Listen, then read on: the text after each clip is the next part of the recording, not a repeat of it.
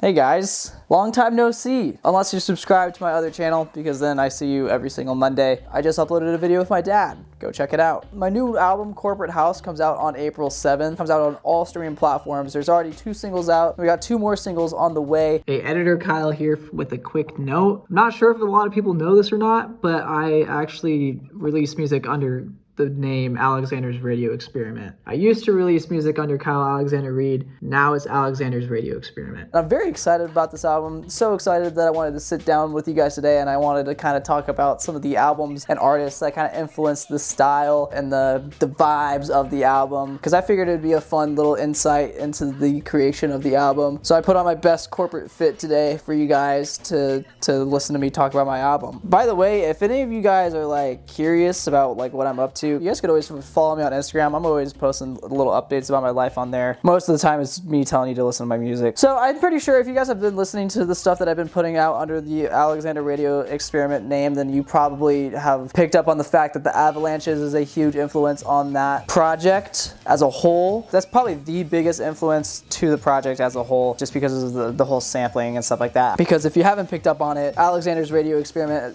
has a shit ton of samples in all of the songs. And the name Alexander's Radio Experiment actually comes from the idea of Alexander's my middle name. Radio means I'm pulling songs from the radio and I'm experimenting with it, meaning, you know, I'm sampling music and stuff illegally.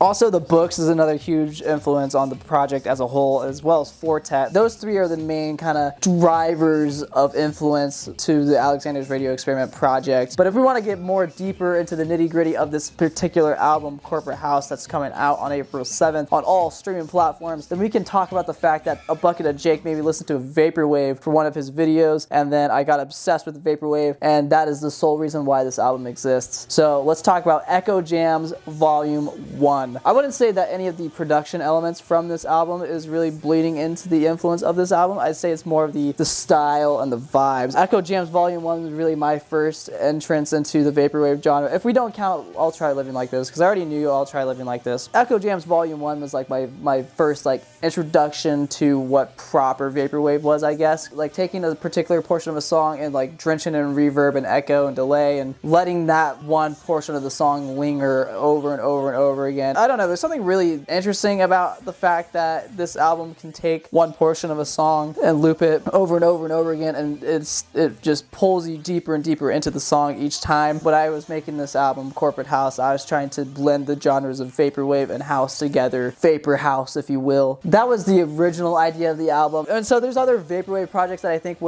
I would categorize as a project that influenced this project. You know, Blank Banshee would be one of them. George Clanton's Slide would be one of them. And that's just more in terms of just overall vibes and aesthetic of the album. Those 3 albums played a huge part in why this album sounds the way it sounds, I'd say. Now, if we want to get into the actual like details about an album that has inspired the actual production elements that I used in this album, Faith and Persona by Death's Dynamic Shroud. There's particularly one element that they use a lot in Faith and Persona that I used all over the place, and that is the act of taking a vocal sample, duplicating the vocal sample, and then pitching the vocal samples at different pitches. So you transpose it so it's at like a different octave or something like that. I think it's a killer fucking technique. I mean, I think it's one of the best ways to implement like harmonies per se onto a track using samples. If you take a sample and you pitch it down, you can kind of create this like kind of false sense of a harmony, and I think it sounds really cool because it sounds very unnatural. It's just a Vaporwave thing in general to just like take vocals and just take samples and pitch them down and slow them down, and so that's also why this album sounds the way it does. And also the idea of like taking a sample and duplicating it and pitching one sample down, that's not a new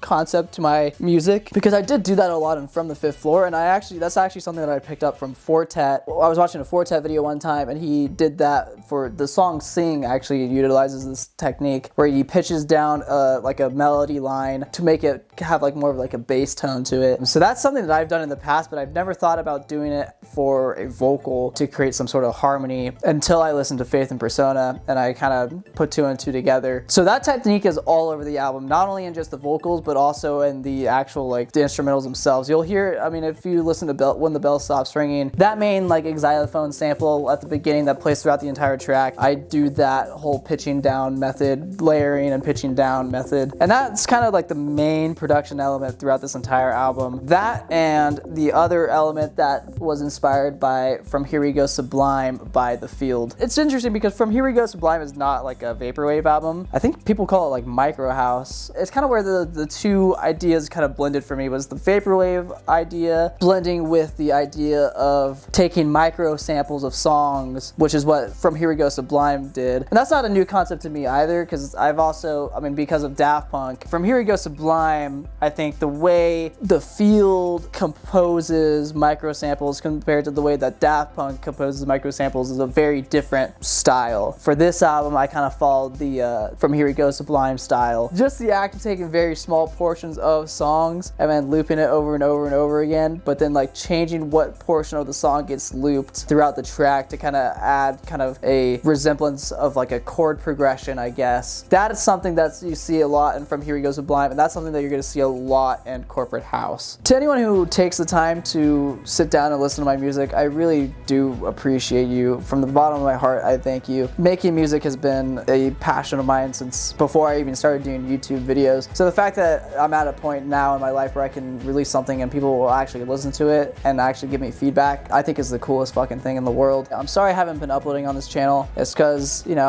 I wanted to work on music. But I am uploading, like I said, I am uploading on my other channel. Go check it out. And check out Corporate House. The album comes out April 7th, and it's gonna be a great time, guys.